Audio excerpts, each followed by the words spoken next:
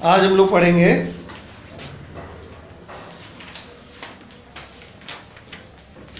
IV characteristics of PN junction diode in forward and reverse bias configuration। ठीक है, तो सबसे पहली बात हेडिंग लिख दीजिए। हेडिंग है I-V characteristics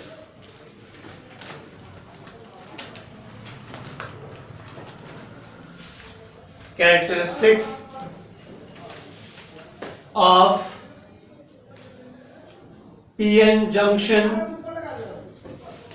PN junction diode in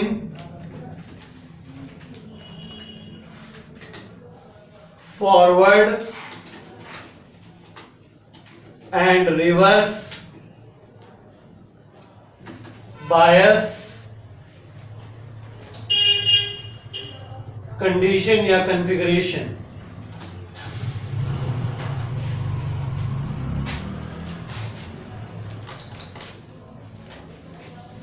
forward and reverse bias condition. ठीक है, तो सबसे पहली बात ये आईवी कैरेक्टरिस्टिक मतलब ये है क्या? एक्चुअली क्या है कि जो डायोड होता है हमारा, वो उसके थ्रू जब हम लोग पोटेंशियल अप्लाई करते हैं, उस पे जब पोटेंशियल अप्लाई करते हैं, पोटेंशियल अप्लाई करने को क्या बोलते हैं? बायसिंग करना, याद हो अगर आपको। ठीक है, तो जब बायसिंग करते हैं तो डायोड से जो मिलने वाली, जो डायोड के थ्रू फ्लो होने वाली जो करंट है, उसको स्टडी किया जाता है। अब ये काम होता है पूरा प्रैक्टिकली कि हमने इतना वोल्टेज लगाया तो इतना करंट बहा। ठीक है, सीबीएसई बोर्ड में प्रैक्टिकल भी होता है इस चीज का। ठीक है, ये अलग बात है कि विद्यालयों में कराते नहीं हैं, आईएससी बोर्ड में तो चांस नहीं है। ठीक है, महंगे महंगे सेटअप आते हैं, एक बक्से जैसे बने होते हैं, उसमें अलग अलग तरीके के voltmeter, microvoltmeter, milliammeter, इस तरीके से चीज़ें लगी होती हैं। ठीक है, प्रैक्टिकल बहुत आसान होता है वो। ठीक है, लेकिन नहीं आईएससी बोर्ड में, सीबीएसई बोर्ड में है। तो बेसिकली है क्या कि हम लोग वहां करते हैं प्रैक्टिकली, लेकिन यहाँ थ्योरी में पढ़ते हैं ग्राफिकली। ठीक है, यानी जो काम डायोड कर रहा होगा अगर हम प्रैक्टिकल करके देखेंगे तो हमें रीडिंग मिलने लगेंगी। लेकिन क्योंकि हम लोग कोई सेटअप लेके यहाँ बैठे नहीं हुए हैं, कोई अरेंजमेंट तो हमारे पास है नहीं डायोड का कि प्रैक्टिकल कर रहे हैं, तो हम लोग क्या करते हैं, थ्योरेटिकली ग्राफ में पढ़ लेते हैं उसको। तो इसी को बोलते हैं IV कैरेक्टरिस्टिक, मतलब I on the y axis and V on the x axis. ठीक है, जो ऊपर के साइड में करंट है उसे फॉरवर्ड करंट कहा जाता है, और जो राइट साइड में वोल्टेज दिखाया जा रहा है इसे फॉरवर्ड वोल्टेज कहा जाता है। तो इस रीजन में जो ग्राफ बनेगा उसे बोला जाएगा फॉरवर्ड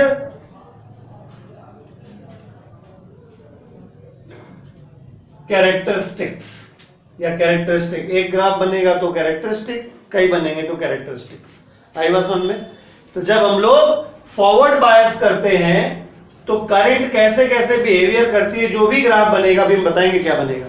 जो ग्राफ बनेगा उस ग्राफ को क्या कहा जाएगा? Forward characteristic. ठीक है, इसी ग्राफ में अगर हम अपोजिट डायरेक्शन में वोल्टेज शो कर दें तो इसे रिवर्स वोल्टेज कहा जाता है, रिवर्स बायस का वोल्टेज कहा जाता है।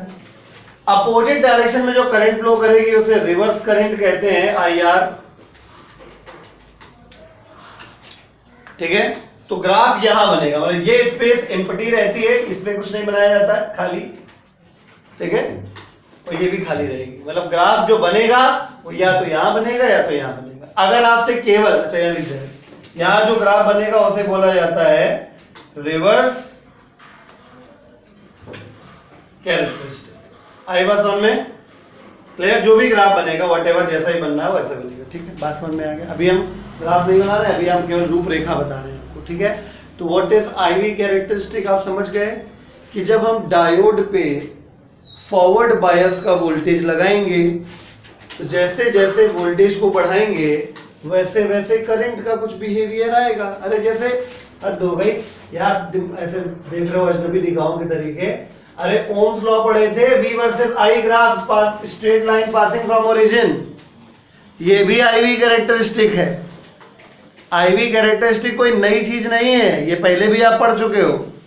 ये किसके लिए बनाया था? ओमिक सर्किट के लिए, याद है? ओमिक सर्किट के लिए ग्राफ स्ट्रेट लाइन बनता है, तो वहां ग्राफ बोला जाता था, यहाँ कैरेक्टरिस्टिक बोला जाता है, बस नाम में फर्क है। आई बात समझ में? इसमें क्या पढ़ते थे, जैसे जैसे वोल्टेज बढ़ता है वैसे वैसे करंट बढ़ती है, ग्राफ ऐसे बन जाता है। वही ऐसा ही हम यहाँ कुछ डायोड के लिए करने जा रहे हैं कि डायोड का जैसे जैसे वोल्टेज बढ़ेगा उसे करस्पॉन्डिंग जैसे जैसे करंट चेंज होगी वो ग्राफ यहाँ बन जाएगा, तो उसे क्या कह दिया जाएगा? Forward characteristic. ठीक है। रिवर्स डायरेक्शन में वोल्टेज बढ़ाया जाएगा तो रिवर्स करंट बढ़ेगा, तो जो ग्राफ बनेगा उसे क्या कह दिया जाएगा? Reverse characteristic. बात समझ में आ गई? ठीक है। अब आगे देखते हैं, तो ग्राफ बनता कैसे है, अब ये समझिए आप।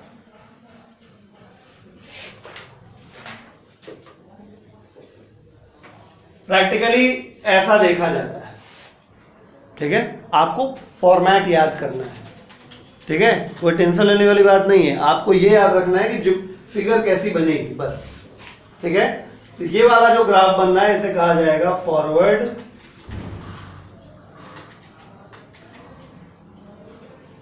Characteristic of diode. बात समझ में आ गई? ठीक है, क्लियर? कुछ पॉइंट्स भी होता है, अभी हम उनके बारे में बताएंगे। रिवर्स कैरेक्टरिस्टिक कैसे बनती है? कैरेक्टरिस्टिक मतलब समझ गए ना, ग्राफ होता है।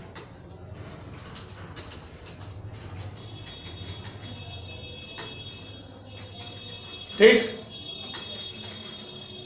ये हो गया। जैसे बोला जाता है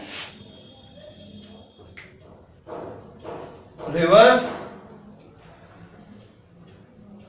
कैरेक्टरिस्टिक ऑफ, आएगा समझ में? इतना पहले कॉपी करिए, अच्छा सा बड़ा बड़ा डायग्राम बनाइए, उसके बाद हम समझाते हैं कहां पे क्या हो रहा है। देखिए अब इसमें क्या पॉइंट कहां पे कैसे है आपको बताते हैं। इतना समझ गया ना? इसे फॉरवर्ड करंट कहते हैं, इसे फॉरवर्ड बायस वोल्टेज कहते हैं, इस ग्राफ को फॉरवर्ड कैरेक्टरिस्टिक ऑफ डायोड कहा जाएगा। इसे रिवर्स वोल्टेज कहते हैं, इसे रिवर्स करंट कहते हैं, वो इसे reverse bias reverse characteristic of diode कहा जाएगा। ठीक है, अब यहाँ पे ये 0 वोल्ट और 0 एम्पियर है। हम यहाँ पे कुछ अलग से और मार्किंग करेंगे, ध्यान से देखिएगा। आप एक तरीके से देखिए, यहां से तकरीबन यहां से ये जो ग्राफ है घुटने की तरह मुड़ गया है, जस्ट लाइक अ नी, घुटना जैसा बन रहा है जगह। That's why this voltage is called knee voltage, V knee. ठीक है, यानी हमको ग्राफ के बिहाफ पे बात करनी है बस। ठीक है, उसके अंदर क्या चल रहा है उसके लिए हमको बहुत डिटेल में जाना पड़ेगा, उतना डिटेल में जाना नहीं। बस आप इतना समझिए कि फॉरवर्ड बायस कंडीशन में एक ऐसा वोल्टेज आता है बढ़ाते बढ़ाते, पहले क्या होता है, करंट ठीक ठाक तरीके से बढ़ती है, जस्ट लाइक ओमिक सर्किट, मतलब एक स्ट्रेट लाइन में एक तरीके से, या कर्व बहुत हल्का सा कर्व लेते हुए ये कर्व आगे जा रहा है। ठीक है, ये लाइन आगे जा रही है, लेकिन एक मोमेंट ऐसा आता है, एक ऐसा वोल्टेज आता है जिसके बाद ये कर्व घुटने की तरह मुड़ जाता है, यानी अचानक से करंट तेजी से बढ़ना शुरू होता है। देख रहे हैं, पहले वोल्टेज बढ़ा रहे हैं, करंट धीरे धीरे बढ़ रही है। फिर देखिए हमने इतना वोल्टेज बढ़ाया, करंट सिर्फ इतना बढ़ा है, और हमने नेक्स्ट इतना ही बढ़ाया जो करंट कहां आसमान पहुंच गया है। नोटिस करिए आप। ठीक है, हमने इतना वोल्टेज बढ़ाया शुरुआत में, करंट सिर्फ इतना है, अब उतना ही हमने वोल्टेज और आगे बढ़ाया, आप देखिए करंट कहां है। आई बात समझ में? क्लियर हो रहा है? इसका मतलब वी नी एक कोई पर्टिकुलर वोल्टेज होता है जिसके बाद कुछ ऐसा होता है डायोड के अंदर, ठीक है, जिसके बाद फॉरवर्ड करंट अचानक से बहुत तेजी से बढ़ती है। ठीक है, अब ये नी वोल्टेज पे क्या होता है हम आपको समझा दे रहे हैं। हमने आपको बताया था, याद करिए, हम मोटे मोटे रफ आइडिया से आपको बता रहे हैं ताकि आपको याद करने में आसानी हो जाए।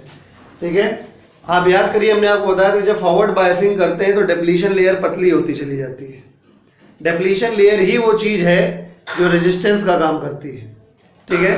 तो जैसे जैसे हम वोल्टेज बढ़ाते जाएंगे वैसे वैसे फॉरवर्ड बायस की वजह से जो डिप्लीशन लेयर है उसकी चौड़ाई कम होती जाएगी, ठीक है। और वी नी वो वोल्टेज है जहां पे लगभग डिप्लीशन लेयर की विड्थ कितनी हो जाती है, 0 हो जाती है, लगभग 0 हो जाती है, ठीक है। तो जिस चीज में रेजिस्टेंस लगभग खत्म हो जाएगा उसमें करंट का अचानक से बढ़ना लाजमी है। नहीं है ये बात समझ में? क्लियर हो गया? तो यहाँ हमने दो बातें आपको बताई हैं। पहला, नी वोल्टेज फॉरवर्ड बायस कंडीशन में एक ऐसा वोल्टेज होता है जिसके बाद फॉरवर्ड करंट अचानक से बढ़ती है, उसे हम बोलते हैं क्या, नी वोल्टेज, ठीक है। नी वोल्टेज में बेसिकली क्या होता है, डिप्लीशन लेयर लगभग उसकी थिकनेस कितनी हो जाती है, 0 हो जाती है, जिसकी वजह से करंट तेजी से फॉरवर्ड डायरेक्शन में बढ़ने लगता है। आई बात समझ में? तो ये हो गया फॉरवर्ड कैरेक्टरिस्टिक कर्व। यानी अगर एग्जाम में फॉरवर्ड कैरेक्टरिस्टिक कर्व बनाने को आवे सिर्फ, ठीक है, तो हम सिर्फ इतना ही बनाएंगे, ये वाला हिस्सा नहीं बनाएंगे, ठीक है। अगर रिवर्स वाला आएगा तो हम इधर वाला नहीं बनाएंगे, सिर्फ इतना बनाएंगे, ठीक है। कुछ लोग कहते हैं कंफ्यूजन कौन पाले, दोनों याद कर लेते हैं तो भी कोई समस्या नहीं है। एग्जामिनर को जो सही लेना होगा वो सही ले लेगा, बशर्ते तुमने सही मार्किंग कर रखी हो। ये नहीं कि तुमने यहाँ पे IF लिख दिया, यहाँ पे VF लिख दिया, है ना, गड़बड़ हो जाएगी। चलिए इधर आते हैं। यहां मामला कुछ ज्यादा इंटरेस्टिंग है। देखिए, रिवर्स बायस समझते हो ना, फॉरवर्ड बायस क्या होता है, फिर से बना दे रहे, देखो जब P टाइप और N टाइप में हमने क्या किया, आप ऐसे मान के चलिए कि हमने ऐसे जोड़ा था और ये वेरिएबल पोटेंशियल वाली बिट, तो ये क्या हो जाएगा, फॉरवर्ड पोटेंशियल हो जाएगा, ठीक है। जो करंट फ्लो करेगी वो फॉरवर्ड करंट होगी। ये एरो क्या बता रहा है कि इसको V चेंज किया जा सकता है, तो जैसे जैसे V बढ़ाते जाएंगे वैसे वैसे I का वैल्यू क्या होगा, बढ़ेगा बढ़ेगा, और नी वोल्टेज के बाद तेजी से बढ़ेगा। ये कौन सा बायस हो गया, फॉरवर्ड बायस। अब हम बात करते हैं रिवर्स बायस की। रिवर्स बायस में ऐसे देख लीजिए, ये P है, ये N है, ठीक है, ये ऐसे है, ये ऐसे है। यहां पे हम क्या कर देंगे, एक रिवर्स बायस के केस में क्या करते हैं, एक बैटरी लगा देते हैं यहाँ पे। इसका जो वोल्टेज होगा वो VR होगा, जो करंट फ्लो करेगी वो IR होगी। समझ गए बात को, ठीक है। तो जैसे जैसे हम वोल्टेज बढ़ाते जाएंगे, रिवर्स वोल्टेज, तो रिवर्स करंट भी बढ़ेगी। लेकिन आप देख रहे हैं बहुत, मतलब हमने V देखो इतना सारा बढ़ा दिया, इधर बढ़ा रहे हैं, घटा नहीं रहे हैं, ये अपोजिट डायरेक्शन में बढ़ाना कहेंगे इसको। तो इसको हम बढ़ा रहे हैं, लेकिन करंट देखो कितना चुन्नू चुन्नू कम हो रहा है, मतलब बढ़ रहा है, नहीं समझे? यानी तुम वोल्टेज यहां से लेके यहां तक कर दिए हो अपोजिट डायरेक्शन में। फॉरवर्ड वोल्टेज तुमने कितना लगाया, इतना सारा लगाया, और करंट तुम्हें कितनी मिली, सिर्फ इतनी। लेकिन अगले ही पल चमत्कार हो गया, यहां से के बाद तुमने जरा सा वोल्टेज बढ़ाया, देखिए और करंट का अमाउंट कितना ज्यादा है। तो यहां भी कुछ खतरनाक हुआ है, ठीक है, बात समझ रहे हैं? तो माय डियर, इस जगह को बोलते हैं breakdown voltage, V breakdown, यानी ब्रेक डाउन वोल्टेज। अब कुछ लोग ब्रेक डाउन को गलत तरीके से लेते हैं, यहां पे वो सोचते हैं ब्रेक डाउन का मतलब हो गया खराब हो गया। नहीं, ब्रेक डाउन का क्या मतलब है अभी मैं क्लियर करता हूं। फिलहाल ये साइड क्लियर है आपको, इस साइड पे आए। इस साइड में मैं ये बताना चाह रहा हूं कि जब आप रिवर्स बायस करके वोल्टेज बढ़ाते हो, जब आप रिवर्स बायस करके वोल्टेज बढ़ाते हो, तो वोल्टेज आप बढ़ाते चले जाते हो, बढ़ाते चले जाते हो, उससे करस्पॉन्डिंग करंट जो होती है बहुत कम कम बढ़ती है। लॉजिक अगर आपने रिवाइज किया होगा तो आपको आ गया होगा कि रिवर्स बायस कंडीशन में जो डिप्लीशन लेयर होती है वो फैलती चली जाती है, मोटी होती चली जाती है। लास्ट में पढ़ाया था, ठीक है। जब रिवर्स बायस करते हैं डिप्लीशन लेयर फैलती चली जाती, मोटी हो जाती है डिप्लीशन लेयर, ठीक है। तो मोटी नहीं होती, बेसिकली वो खींच रही होती है, समझ रहे? इलेक्ट्रिक फील्ड की वजह से अंदर जितना ज्यादा वोल्टेज लगाओगे उसके अंदर इलेक्ट्रिक फील्ड उतना ही ज्यादा खिंचाव पैदा कर देती है। आई बात समझ में, ठीक है। तो शुरुआत में डिप्लीशन लेयर जब वोल्टेज लगाते हैं, डिप्लीशन लेयर के चौड़े होने की वजह से रेजिस्टेंस बहुत बढ़ जाता है, समझ रहे हैं? तुमने रिवर्स बायस किया, तुरंत डिप्लीशन लेयर चौड़ा हो गया, खिंच गया, ठीक है। डिप्लीशन लेयर चौड़ा हो गया, रेजिस्टेंस बढ़ गया, रेजिस्टेंस बढ़ गया और करंट को देखो फ्लो नहीं होने दे रहा है। लेकिन हर चीज की एक झेलेबल कैपेसिटी होती है, सहने की क्षमता। तुम वोल्टेज लगाए जा रहे हो तो डिप्लीशन लेयर खिंच रही है और एक वक्त आया जब चट डिप्लीशन लेयर टूट गई। डायोड नहीं टूटा है, डिप्लीशन लेयर जो अंदर बनी थी वो क्या हो गई, टूट गई। टूटने मतलब क्या है, डिप्लीशन लेयर कैसे बनी थी, होल और इलेक्ट्रॉन के कॉम्बिनेशन से बनी थी। याद करिए हमने डिफ्यूजन पढ़ाया था, जब होल और इलेक्ट्रॉन आके मिले थे तो डिप्लीशन लेयर बनी थी। और जैसे ही हम ब्रेकडाउन वोल्टेज पे आ गए तो होल और इलेक्ट्रॉन फिर से क्या हो गए, अलग अलग हो गए। यानी डायोड के अंदर क्या पैदा हो गए, ढेर सारे फ्री इलेक्ट्रॉन्स और ढेर सारे होल्स, यानी खूब सारे चार्ज कैरियर्स आ गए। और जब खूब सारे चार्ज कैरियर्स होंगे तो खूब सारी करंट फ्लो करेगी। आई बात समझ में, क्लियर। तो इस ब्रेकडाउन वोल्टेज पे ये होता है। ब्रेकडाउन वोल्टेज पे डायोड खराब नहीं होता है, ब्रेकडाउन वोल्टेज में डायोड के अंदर बनी हुई डिप्लीशन लेयर खत्म हो जाती है इन द सेंस वो जिन इलेक्ट्रॉन और होल से मिलके बनी थी वो फिर से अलग अलग हो जाती है, ठीक है। जिसकी वजह से ढेर सारे इलेक्ट्रॉन्स और होल्स फिर बन जाते हैं। और ये इलेक्ट्रॉन और होल बेसिकली क्या है, चार्ज कैरियर है। और जिस चीज के पास जितने ज्यादा चार्ज कैरियर होते हैं वो उतना ही ज्यादा करंट फ्लो कराती है। अब कुछ बच्चों को कंफ्यूजन होगा कि सर ये करंट बढ़ का रही घट रही है, तो गलत। ये करंट अपोजिट डायरेक्शन में बढ़ रही है, ये वाली करंट फॉरवर्ड डायरेक्शन में बढ़ रही है। हमने कहा था साइंस में माइनस का मतलब कुछ नहीं होता, माइनस का मतलब अपोजिट डायरेक्शन होता है, राइट। तो ये करंट आगे की दिशा में बढ़ने की दिशा है, मतलब आगे की तरफ बढ़ रही है, और ये करंट बैकवर्ड डायरेक्शन में बढ़ रही है। आप ये मत सोचना कि नीचे की तरफ ग्राफ जा रहा है तो करंट घट रही है, ये करंट बढ़ रही है। बात समझ में आई। तो जिस वोल्टेज पे डिप्लीशन रीजन ब्रेक हो जाता है उसे ब्रेकडाउन वोल्टेज कहते हैं। ब्रेकडाउन वोल्टेज के दो नाम हैं, एवलांश वोल्टेज, ठीक है, मतलब घटना कौन सी घटित हो रही है यहां पे, ब्रेकडाउन। इवेंट का क्या नाम है बताइए, इस जगह पे जो इवेंट हो रहा है उस इवेंट को कहते हैं ब्रेकडाउन, ठीक। तो ब्रेकडाउन डिपेंड करता है कि डायोड कैसा है। दो प्रकार के डायोड होते हैं, एक जनरल डायोड और एक होता है ज़ीनर डायोड, ठीक है। अब मैं थोड़ा सा फर्क बता देता हूं दोनों में क्या है। जनरल डायोड सामान्य डायोड होता है जिसमें डोपिंग का लेवल नॉर्मल रखा जाता है। डोपिंग जानते हैं ना, हमने बताया था, पी टाइम मिक्सिंग करना, एन टाइम मिक्सिंग करना डोपिंग कहलाता है। तो जिसमें डोपिंग का लेवल नॉर्मल रहता है वो है जनरल डायोड, और जिसमें डोपिंग कुछ ज्यादा ही कर दी जाती है सुविधा के हिसाब से उसे कहते हैं ज़ीनर डायोड। अभी तक हमने आपको जनरल डायोड ही पढ़ाया है, जब भी पढ़ाया है, अभी हमने ज़ीनर डायोड की बात नहीं करी। बात समझ में आ गई, क्लियर है। तो फिलहाल अभी हम ज़ीनर और एवलांश की बात अभी थोड़ी देर में करेंगे। फिलहाल आपको ये समझ में आ गया, ये जो इवेंट हो रहा है इसे ब्रेकडाउन कहेंगे, जिस वोल्टेज पे होगा उसे ब्रेकडाउन वोल्टेज कहा जाता है, ठीक है। इसको और जो भी हमने और लिखा है इसको कॉपी कर लीजिए, ठीक है, फिर हम दोनों को अलग अलग पढ़ेंगे। तो अब ज़रूरत है ज़ीनर डायोड पढ़ लेने की। मतलब नॉर्मल डायोड तो हम उतने दिन से आपको पढ़ा ही रहे हैं, ठीक है, 2 टर्न हो गया पढ़ाते पढ़ाते। नॉर्मल डायोड में डोपिंग का लेवल एवरेज रखा जाता है, उसे नॉर्मल डायोड कहते हैं। और जो ज़ीनर डायोड होता है उसमें डोपिंग ज़्यादा होती है, ठीक है। तो हेडिंग हम लोग डाल सकते हैं। अभी मैं इसको रब नहीं करना चाहता हूँ क्योंकि इसमें भी हमें और कुछ भी बताना है, ठीक है। अच्छा, इतना मिटा भी सकते हैं, इतने का काम खत्म हो गया है, फॉरवर्ड वाले काम खत्म हो गया है, इतना साफ कर देते हैं।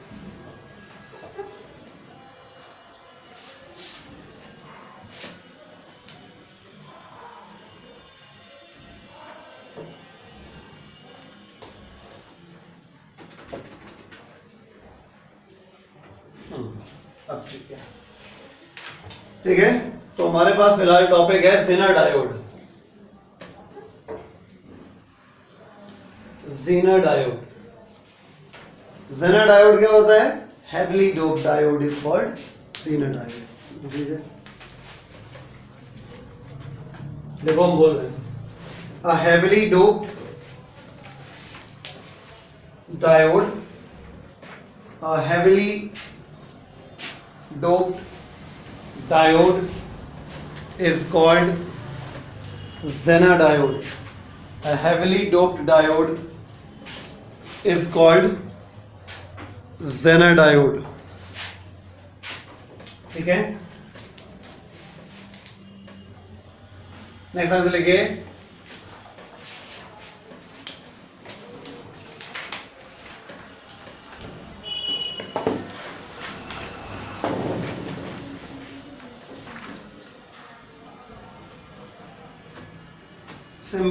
symbolic representation of Zener diode is as follows. Next answer लिखिए symbolic representation of Zener diode is as follows. देखिए Zener diode का symbolic representation ऐसे होता है, गोला बना होगा, गोले के अंदर ट्रायंगल होगा और ये ऐसे ही। तो ये कह दो कि सर ये तो एक पुराना वाला है, इसमें नया क्या है, नया ये है ना, ऐसे सतिया उड़ा दो। ठीक है, ये रिप्रेजेंटेशन जब होगा तो समझ जाइएगा डायोड कौन सा है, Zener डायोड। बाकी चीजें वही है, ट्रायंगल वाला हिस्सा P है और ये जो प्लेट वाला हिस्सा है वो N है, बाकी सब कुछ वही है। तो ये पिक्टोरियल रिप्रेजेंटेशन मतलब symbolic representation of Zener diode ये है, फटाक से बना लीजिए। ठीक है, Zener डायोड हमेशा रिवर्स बायस कंडीशन में ही यूज किया जाता है। ठीक है, बना लिया हो तो इसके नीचे लिख लीजिए Zener diode is always used in reverse bias condition. Zener diode is always used in reverse bias condition. बहुत पूछा जाता है सवाल कि Zener डायोड को कौन सी बायसिंग में यूज किया जाता है। Zener डायोड को हमेशा रिवर्स बायसिंग में यूज किया जाता है। Zener diode is always used in reverse bias condition. Zener diode is always used in reverse bias condition. ठीक है,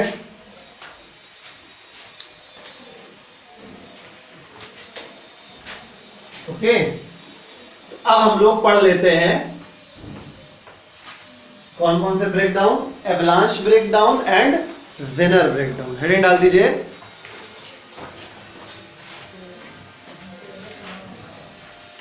avalanche and Zener breakdown. Avalanche and Zener breakdown. Avalanche and Zener breakdown. तो avalanche breakdown किसमें होता है, breakdown पहली बात तो हमेशा रिवर्स बायस में होता है। ठीक है, तो एवलांच ब्रेकडाउन हमेशा होता है नॉर्मल वाले डायोड में और Zener ब्रेकडाउन होता है Zener डायोड में। ठीक है, तो लिखिए in reverse bias condition, in reverse bias condition avalanche breakdown takes place. In reverse bias condition avalanche breakdown takes place. In reverse bias condition avalanche breakdown takes place in normal diodes, in normal diode avalanche breakdown takes place in normal diode and Zener breakdown takes place, and Zener breakdown takes place in Zener diode.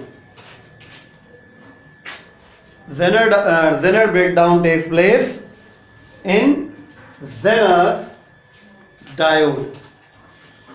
अब देखिए आपको graph की help से समझाया दे रहे हैं।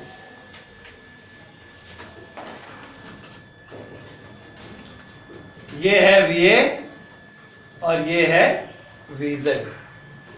ठीक है, इसको कह दिया जाएगा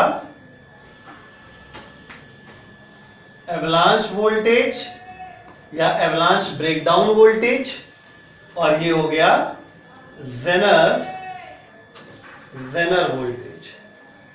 यानी कि अगर हम यहां पे कंपैरेटिव ग्राफ बनाए हैं आपके लिए समझाने के लिए कि अगर आप रिवर्स बायस कंडीशन पे स्टडी करेंगे तो आप ये पाएंगे कि जल्दी यानी कम Zener वोल्टेज कम होता है, एवलांच वोल्टेज ज्यादा होता है। यानी आपको एवलांच ब्रेकडाउन कराने के लिए नॉर्मल डायोड में वोल्टेज ज्यादा लगाना पड़ता है रिवर्स बायस का, तब जाके कहीं एवलांच ब्रेकडाउन होता है। लेकिन क्योंकि डोपिंग का लेवल ज्यादा होता है, इस वजह से उतना वोल्टेज नहीं लगाना पड़ता जेनर डायोड में, उसके पहले ही हमको क्या मिल जाता है, जेनर ब्रेकडाउन मिल जाता है। मतलब पहली बात तो बेटा कंफ्यूज होने की बात नहीं है, मैं यहाँ पे ग्राफ एक बना रहा हूँ लेकिन मैं दो डायोड की बात कर रहा हूँ। आई बात समझ में? मतलब अगर आप ऐसे समझना चाहें तो ये समझिए कि अगर मैं नॉर्मल डायोड की बात कर रहा हूँ तो यहाँ ब्रेकडाउन होगा, और अगर मैं जेनर ब्रेकडाउन की बात कर रहा हूँ तो पहले ही हो जाएगा। तो ये नॉर्मल वाले के लिए था और ये जेनर के लिए था। दोनों को मैंने एक में क्यों बनाया, ताकि आपको मैं कंपैरेटिवली करके दिखा सकूं कि जेनर वोल्टेज, मैं नीचे लिख रहा हूं, that is Zener voltage less than avalanche voltage. यानी अगर आप डायोड को नॉर्मल डायोड बनाइए और फिर उसको जेनर डायोड बना दीजिए और कंपेयर करिए दोनों के ब्रेकडाउन वोल्टेज का, तो आपको जेनर वाला कम मिलेगा और एवलांच वाला ज्यादा मिलेगा। आई बात समझ में? कॉपी कर लीजिए ये वाला। तो आज हम लोग पढ़ेंगे डायोड एज अ रेक्टिफायर, ठीक है। तो इससे पहले कि हम लोग डायोड को एज अ रेक्टिफायर पढ़ें, कुछ चीजें आपको हम समझा देते हैं, अगल बगल कहीं जगह हो वहां लिख लीजिएगा। एक्चुअली कभी कभी क्वेश्चन में आ जाता है बायसिंग पता करने के लिए, ठीक है। मैं एक छोटा सा क्वेश्चन पहले कर लेता हूं, उसके बाद आपको समझने में रेक्टिफिकेशन आसानी हो जाएगी। इसलिए फटाफट देखते हैं 4-5 एग्जाम्पल, ठीक है। तो पहला हम आज यहीं से शुरू करते हैं क्वेश्चन के फॉर्म में। आइडेंटिफाई द बायसिंग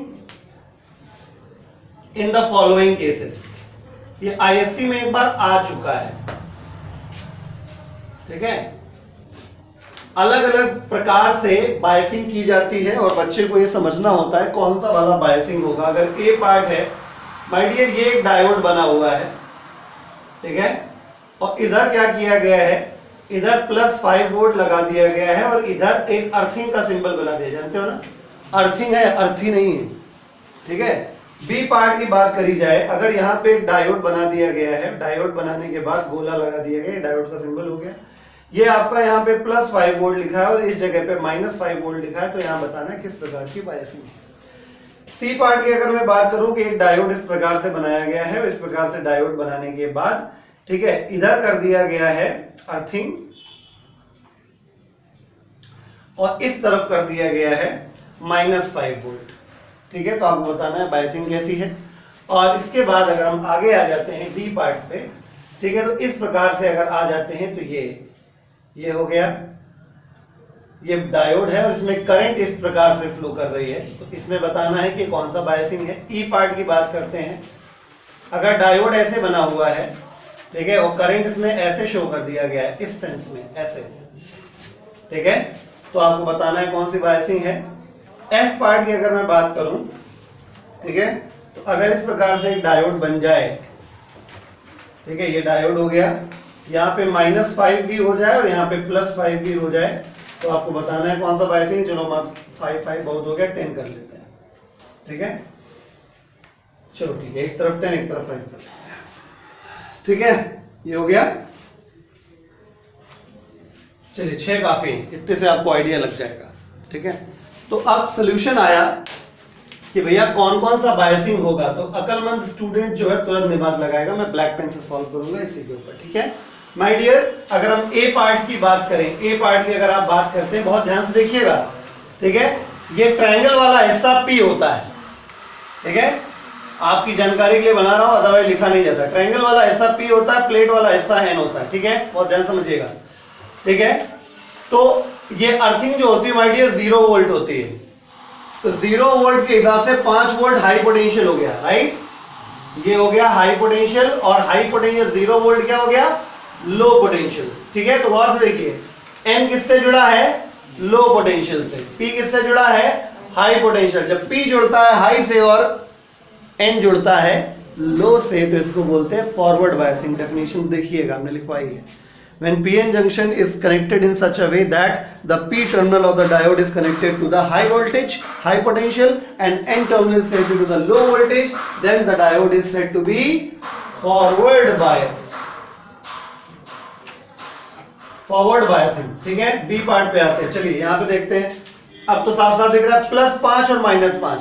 फिजिक्स में वोल्टेज और चार्ज अगर प्लस है या माइनस है, देखिए वोल्टेज की बात करते हैं स्पेशली, तो वोल्टेज में प्लस और माइनस जब लगा होता है तो माइनस लो को शो करता है, ठीक है। एक चलो क्वेश्चन हम और लिख देते हैं,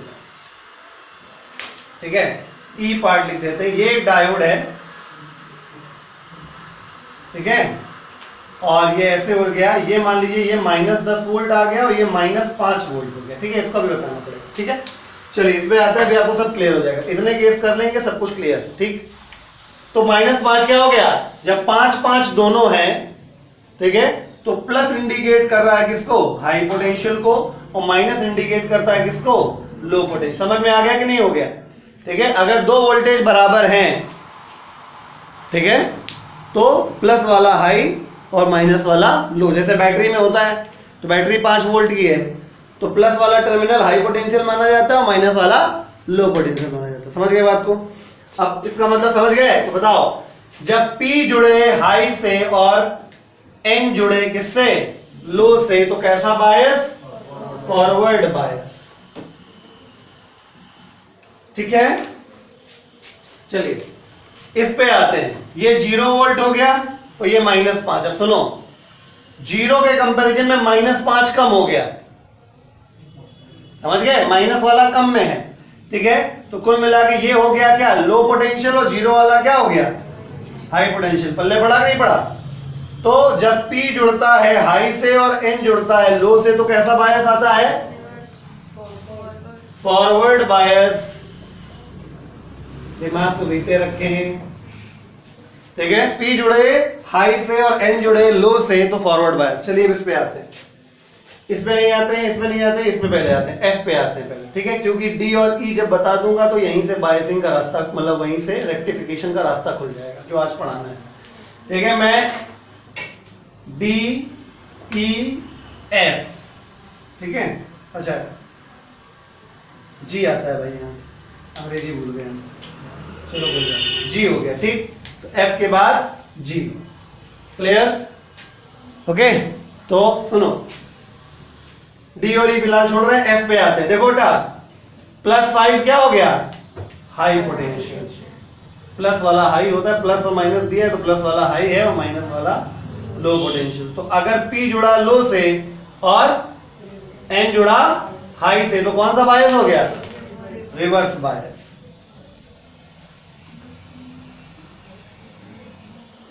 पल्ले पड़ा या नहीं पड़ा, ठीक है, ओके। इसमें आ जाइए। अब ये -10 और -5 हो गया, तो ये ज्यादा निगेटिव है, यानी ज्यादा लो हो गया भाई। माइनस वाले में समझ गए ना, ठीक है। देखो इसको देखो, इसको देखो, इसमें क्या है, एक तरफ प्लस एक तरफ माइनस, नहीं इसको मत देखो, इसी में देखो, ठीक है। दोनों हमने सेम पोटेंशियल वाला कोई लिखा नहीं एग्जाम में, ठीक है, छोड़ो कोई बात नहीं। तो ये क्या है, ये -10 है और ये -5 है। -10 ज्यादा लो हो गया और -5 से कंपैरिजन में क्या हो गया, हाई हो गया। मतलब तुम ऐसे एक लाइन जैसी बना लो भाई, ये 0 ऊपर गया +1 वोल्ट, ऊपर गया +2 वोल्ट, ऊपर गया +3 वोल्ट, है इस तरीके से, और नीचे -1 वोल्ट, -2 वोल्ट, -3 वोल्ट, इस तरीके से, समझ गए। इस हिसाब से,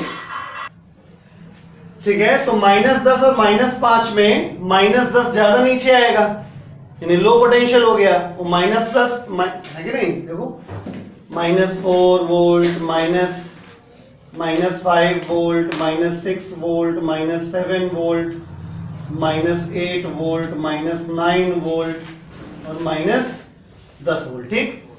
तो ज्यादा नीचे कौन है, -10, यानी कुल मिला के -10 वाला किधर आ गया, लो पोटेंशियल पे, और ये वाला क्या हो गया, हाई पोटेंशियल पे। तो जब P जुड़ता है लो से और N जुड़ता है हाई से, तो कौन सा बायसिंग, रिवर्स बायसिंग। चलो ठीक है, अब इस पे आते हैं। बहुत एक सिंपल सा लॉजिक है इन दोनों को समझने का, ठीक है। करंट हमेशा high potential to low potential flow करती, सबको पता है। यानी अगर करंट ऐसे शो करी गई तो ऑब्वियस है कि ये पॉइंट हाई पोटेंशियल पे है और ये पॉइंट लो पोटेंशियल पे है। जब high to low current flow करती है, ठीक है ना, देखो हाई पोटेंशियल, ये क्या है तुम्हारा P है और ये क्या है N है, तो P जुड़ा है किससे, हाई से, N जुड़ा है किससे, लो से, तो कौन सा बायस हुआ, फॉरवर्ड बायस।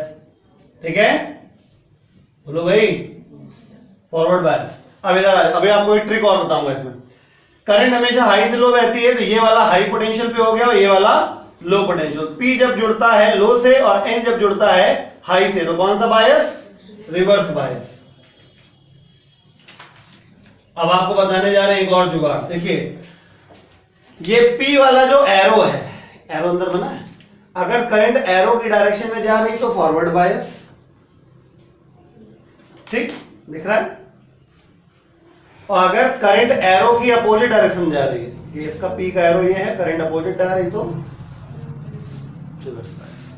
ठीक है, अगर PN जंक्शन में एरो की दिशा में करंट जाती दिखाई दे, समझ जाना फॉरवर्ड बायस है, नहीं तो रिवर्स बायस है। कॉपी कर लीजिए फटाक से, फिर अब रेक्टिफायर पढ़ाते हैं। चलिए हेडिंग डालिए रेक्टिफायर। रेक्टिफायर एक डिवाइस होता है जो कि ऐसी की तैसी कर देता है, मतलब AC को DC में कन्वर्ट कर देता है। ठीक है, तो लिखिए it is a device which converts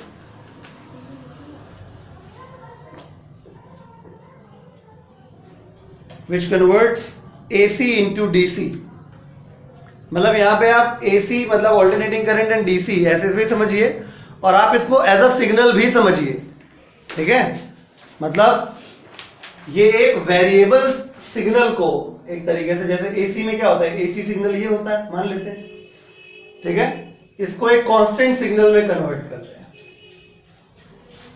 ये AC का ग्राफ होता है, DC का ग्राफ होता है। तुम्हें केवल एक रेफरेंस के लिए डेफिनेशन में AC DC शब्द यूज किया गया, बच्चे गलत समझ लेते हैं कि नहीं AC और DC वाला काम है। ठीक है, रेक्टिफायर का बेसिक जो जनरल मीनिंग है वो ये है कि वो किसी वेरिएबल वेव फॉर्म को एक कांस्टेंट वेव फॉर्म में कन्वर्ट कर देता है। ठीक है, ये अलग बात है कि हाँ रेक्टिफायर बेसिकली उसका जो काम है हमारे घरों में वो यही है। इन्वर्टर वगैरह होते हैं, क्या होता है उसमें, लाइट आती है, घर पे कौन सा करंट आता है, ऑल्टरनेटिंग करंट आता है। ऑल्टरनेटिंग करंट को रेक्टिफायर, यानी इन्वर्टर के अंदर एक रेक्टिफायर लगा होता है। रेक्टिफायर क्या करता है, उस AC को DC में कन्वर्ट कर देता है। ठीक है, फिर वो DC क्या करता है, बैटरी चार्ज कर देता है। ठीक है, बैटरी चार्ज हो गई, क्लियर।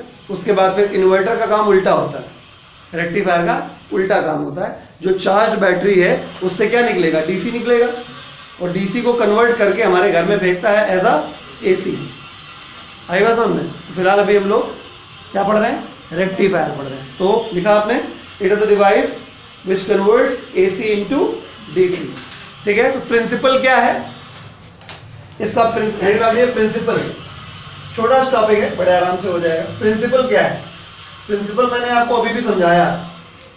अगर आप 2 लाइन में समझना चाहते हैं तो प्रिंसिपल ये है कि अगर एक आइडियल डायोड ले लिया जाए, तो आइडियल डायोड में अगर आपने फॉरवर्ड बायस किया, करंट मतलब ऐसे आ रही है, तो ये अलाउ कर देगा, फॉरवर्ड बायस है। ठीक है, क्योंकि ये रेजिस्टेंस अपना कितना कर देता है, 0। कल हमने पढ़ाया था आइडियल डायोड का फॉरवर्ड बायस कंडीशन में रेजिस्टेंस क्या हो जाता है, 0। लेकिन अगर यही डायोड है आइडियल डायोड, ठीक है, और आपने रिवर्स बायस करने का कोशिश किया, ठीक है, तो इसका रेजिस्टेंस कितना हो जाएगा, इनफाइनाइट, इधर करंट आने नहीं देगा। आई बस में, यानी इस केस में क्या होता है, अलाउ, और इस केस में क्या होता है, रिजेक्ट। यानी अगर करंट फॉरवर्ड इस तरीके से आया कि डायोड फॉरवर्ड बायस में मिल गया, तो क्या करता है, वो करंट को अपने थ्रू जाने को अलाउ कर देता है। लेकिन अगर करंट ऐसे आया कि बायसिंग कैसी हो गई, रिवर्स हो गई, तो फिर वो करंट को जाने से रोक देता है, रिजेक्ट कर देता है। आई बस में यही प्रिंसिपल है, यानी rectifier works on the principle of ideal diode. आई बस में लिखिए, लिखिए रेक्टिफायर, हेडिंग डाल दी प्रिंसिपल, लिखिए rectifier works on the principle of ideal diode. Rectifier works on the principle of ideal diode. Rectifier works on the principle of ideal diode. Rectifier works on the principle of ideal diode. That is, current will be allowed to flow, that is current will be allowed to flow in the forward bias condition. Current will be allowed to flow in forward bias condition and will be rejected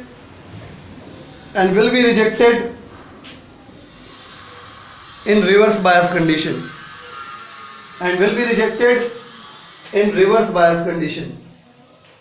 ठीक है।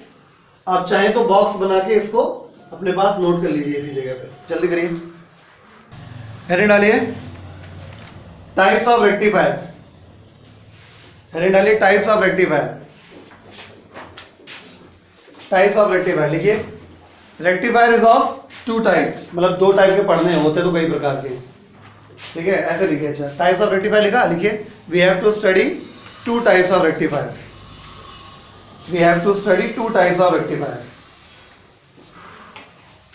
Number one, we have to study two types of rectifiers. Number one, half wave rectifier. Number two, full wave rectifier. Number one, half wave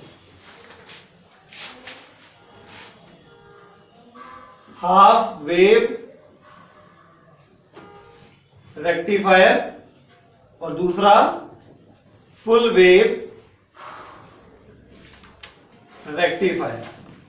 half wave rectifier, full wave rectifier. Heading डाल दीजिए half wave rectifier. Question क्या आएगा? Question ये आएगा कि half wave rectifier का circuit diagram draw करिए और इनपुट और आउटपुट वेव फॉर्म्स ड्रॉ करिए। बस इतना क्वेश्चन आता है, ठीक है, बहुत आसान सवाल होता है, ठीक है। बस ये कि हाँ आपको सर्किट डायग्राम रटना पड़ता है, सर्किट डायग्राम में कोई बहुत हाई फाई चीज नहीं होती। देखिए कैसे बनेगा। हाफ वेव रेक्टिफायर, हेडिंग डाल दिया। इसमें क्या होता है, एसी सोर्स होता है, बड़ी बात है, एसी सोर्स लगाया जाएगा तभी तो एसी आएगा, है ना। इसमें हमने क्या कर दिया, एक कॉइल लगाया, कॉइल इज हियर, इस प्रकार से।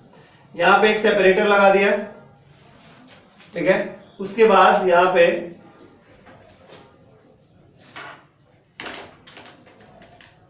ये हो गया, यहां पे एक डायोड हमने लगा दिया, ठीक है। यहां पे हमारा एक रेजिस्टेंस लगाया। रेजिस्टेंस क्या, बेसिकली यहां पे वो अप्लायंस लगा दिया हमने जहां पे हमको क्या लेना है, आउटपुट मिलना है। नहीं समझे बात? क्लियर? ये क्या है, ये इनपुट है। इनपुट में हमने क्या लगाया, एक एसी सोर्स लगाया। ये क्या है, आउटपुट, ठीक है। ये आप ऐसे यहीं पे बना दीजिए, कोई दिक्कत नहीं। ये रहा आउटपुट, क्लियर। तो आउटपुट में तुमने क्या लगा दिया, एक रेजिस्टेंस। जो भी अप्लायंस लगाया, अप्लायंस का कुछ ना कुछ रेजिस्टेंस होगा, इसको लोड रेजिस्टेंस कहा जाता है। नहीं समझे बात? क्लियर? इतना ही सही है डायग्राम, बस और कुछ नहीं। ये है बेटा डायोड डी, ये तुम्हारा कॉइल है, एक कॉइल है L1 यानी कॉइल C1 और ये कॉइल C2, ये सेपरेटिंग मीडियम है, ये इनपुट एसी सोर्स है और यहां पे हमें आउटपुट मिलेगा। बहुत आसान है, देखना क्या करना है, ठीक है। सर्किट डायग्राम हो गया। अब आपको करना यह है कि आपको इनपुट आउटपुट वेवफॉर्म बनाना होता है। तो मान लेते हैं ये इनपुट वोल्टेज आपने अप्लाई किया था, इधर आपको आउटपुट वोल्टेज मिलने वाला। पहले से ही स्केल से दोनों को क्रॉस करे, ठीक है, वैसे ही आप लाइंस ड्रॉ कर लीजिएगा, ठीक है, बराबर बराबर गैपिंग में, ठीक है। ये क्या हो गया, टाइम हो गया, टाइम टी, कोई दिक्कत, ठीक है। आपने इनपुट जो दिया होगा वो इस तरीके का होगा। अब तुम्हें आउटपुट कैसा मिलने वाला है ये देखो, बहुत इंटरेस्टिंग है, बड़े आराम समझ में आ जाएगा। देखो मान लेते हैं कि जब इसमें ऐसे ऑल्टरनेटिंग है, इसमें माइनस था यहाँ टर्मिनल, यहाँ क्या था, प्लस। बहुत ध्यान समझना। तो इधर दो कॉइल के बीच में क्या होता है, म्यूचुअल इंडक्शन। लेंज लॉ के हिसाब से इंडक्शन में हमेशा क्या होता है, अपोज होता है। तो अगर ये प्लस है तो ये एंड क्या बनेगा, माइनस, और ये प्लस, ये माइनस है तो क्या बनेगा। नहीं समझे? मतलब इस समय मैं ये मान के चल रहा हूं कि यहाँ पे माइनस है और यहाँ पे प्लस है, होना भी चाहिए भाई। ये एसी सोर्स में याद होगा, मैं पढ़ाया था एसी, ठीक है, कभी प्लस कभी माइनस, सॉरी कभी प्लस इधर माइनस इधर और कभी प्लस इधर और माइनस इधर, आधे आधे टाइम इंटरवल के बाद, ठीक है। तो फिलहाल हमने क्या मान लिया है, यहां नहीं लिख रहे हैं कि अभी इस समय माइनस यहाँ है प्लस यहाँ है, तो इंडक्शन की वजह से प्लस की वजह से माइनस इधर हो जाएगा और इंडक्शन की वजह से माइनस यहाँ है प्लस इधर हो जाएगा। तो अब ये एक प्रकार से बैटरी की तरह काम करने लगा। बात समझ में आ रही है? ठीक है, क्लियर। माइनस के अगेंस्ट प्लस और प्लस के अगेंस्ट ये माइनस, क्लियर है। अब देखिए, तो प्लस से जब करंट फ्लो करेगी, करंट हमेशा प्लस टू माइनस फ्लो करती है। मान लो करंट ऐसे जा रही है, ऐसे जा रही है, ऐसे जा रही है, ऐसे जा रही है, ऐसे जा रही है, क्या मिला आपको? रिवर्स बायस, उल्टा जा रही है। तो जब रिवर्स बायस होगा तो ये कहेगा ऐसा मैं करंट नहीं जाने दूंगा, क्लियर। इसका मतलब यहां हमें आउटपुट में पहले से करंट नहीं मिलेगी, क्योंकि हमने आपको बताया था इलेक्ट्रिसिटी चैप्टर में भी, ठीक है, कि करंट में एक प्रकार का ऐसे आर्टिफिशियल इंटेलिजेंस जैसा मान लीजिए। अब ये मत सोचना कि नहीं सर करंट यहां तक पहुंच तो गई, इसी बात तो रुकेगी, कि हम लोग का ट्रैफिक सिस्टम थोड़ा नहीं है कि हम जब ट्रैफिक पे पहुंच जाएंगे तब पता चलेगा अच्छा अब आगे नहीं जा सकते, ठीक है। मतलब आप ये समझिए गूगल मैप वाला काम चल रहा है, पहले से पता है कि वहां से नहीं निकला जा सकता, हम यहीं से नहीं निकलेंगे, ठीक है। लुक बिफोर यू लीव, है ना। तो इसका मतलब हमें आउटपुट में करंट नहीं मिलेगा, यानी इनपुट हमने इतना भेजा, जब तक हमारा इनपुट ऐसे रहेगा तब तक हमें आउटपुट कैसे मिलेगा? शून्य, आधा खत्म हो गया, ठीक। अब इस पे आते हैं, चलिए अगले आधे टाइम इंटरवल बाद, देखो आधा टाइम पीरियड ही हो गया, अगले आधे टाइम इंटरवल के बाद पोलैरिटी रिवर्स हो जाएगी, ये माइनस हो जाएगा और ये प्लस हो जाएगा, प्लस के अगेंस्ट ये क्या हो जाएगा? माइनस, और ये माइनस के अगेंस्ट क्या हो जाएगा? तो अब करंट कैसे फ्लो करना चाहेगा? ऐसे। तो अब ये अलाउ हो जाएगा, क्योंकि अब क्या हो गया, ये फॉरवर्ड बायस, अब करंट अलाउ हो जाएगा, तो आउटपुट में आपको करंट यहां पे मिल जाएगी, यानी कुल मिला के तुम्हें ये लूप मिल गया। नहीं समझ में आया? क्लियर। बुक्स में क्या है, बुक्स में ऊपर इधर दिखा देते हैं, मैं जैसा बताऊं उससे कोई दिक्कत नहीं, सब सही है, ठीक है। क्लियर हुआ? यानी एक पूरी साइकिल में आधा नहीं मिला, आधा मिला, हाफ हो गया, this is called half wave rectifier, ठीक है। फिर आगे देखिए, फिर आधे टाइम इंटरवल बाद T/2 2T/2 ये हो जाएगा 3T/2। फिर जैसे ही आप ऊपर आए तो ये क्या बन जाएगा? माइनस, ये क्या हो जाएगा? प्लस, प्लस के अगेंस्ट माइनस, माइनस के अगेंस्ट प्लस, करंट फिर से कैसे जाएगी? ऊपर जाने की कोशिश करेगी, जो कि नहीं जा पाएगी। समझ गए बात? तो अब नहीं जा पाएगी तो फिर तुम्हें क्या मिला? शून्य, डैश। समझ गए? फिर अगले वाले में क्या होगा? ये प्लस हो जाएगा, ये माइनस हो जाएगा, माइनस के अगेंस्ट प्लस और ये माइनस हो जाएगा, करंट ऐसे जाने का प्रयास करेगी, फिर फॉरवर्ड हो जाएगा, फिर से अलाउ हो गया। नहीं समझे बात को? इस प्रकार से आप देख पा रहे हैं क्या हो रहा है, एक साइकिल में आधा हिस्सा अलाउ हो रहा है, आधा रिजेक्ट हो रहा है, और जितना मिल रहा है आगे की हर साइकिल में देखिए जितना मिलता जा रहा है वो सब एक ही तरफ मिल रहा है, ठीक है। इसका मतलब क्या है कि हाफ वेव रेक्टिफाई हुई। रेक्टिफाई मतलब एक तरीके से सही करना भी होता है, अगर इंग्लिश की मीनिंग से देखा जाए तो, करेक्ट, ठीक है। तो आपने क्या किया, आपने जो दोनों तरफ, बेसिकली देखो एसी और डीसी में जरा सा फर्क है, अगर दिशा बदल रही है, वैल्यू कम ज्यादा होना उतना मैटर नहीं करता, डायरेक्शन चेंज होना ज्यादा मैटर करता है। देखिए प्लस माइनस, ठीक, तो प्लस वाला पार्ट कट गया, माइनस माइनस वाला पार्ट बचा, यानी भले ही तुम्हें आधे टाइम में करंट नहीं मिल रही है आउटपुट में, लेकिन अगले आधे में मिल रही है। हर बार क्या हो रहा है? सेम डायरेक्शन में मिल रही है। सेम डायरेक्शन में करंट मिलना मतलब डीसी हो जाना। आई बात समझ में?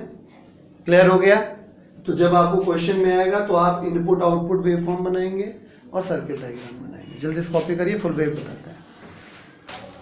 चलिए वेडिंग डाल देते हैं हम लोग, फुल वेव रेक्टिफायर, ठीक है।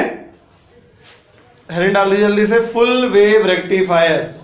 फुल वेव रेक्टिफायर का हम सर्किट बना देते हैं, सर्किट, फुल वेव रेक्टिफायर का सर्किट बनाते हैं, सर्किट। ये हो गया,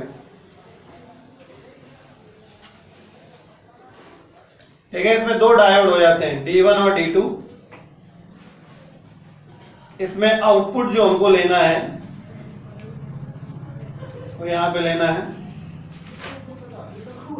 इसको ए और इसको बी कह देंगे हम लोग, ठीक है। तो अब ठीक है,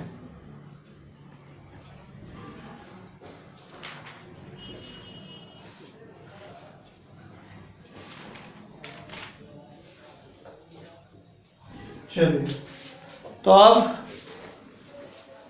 देखो भैया, इनपुट आउटपुट वेवफॉर्म और फुल वेव रेक्टिफायर कैसे पूरी तरीके से पूरे एसी को पूरे डीसी में कन्वर्ट करता है। वो आधा कन्वर्ट करता था, ये पूरा कन्वर्ट करता है। देखिए कैसे, बहुत ध्यान से।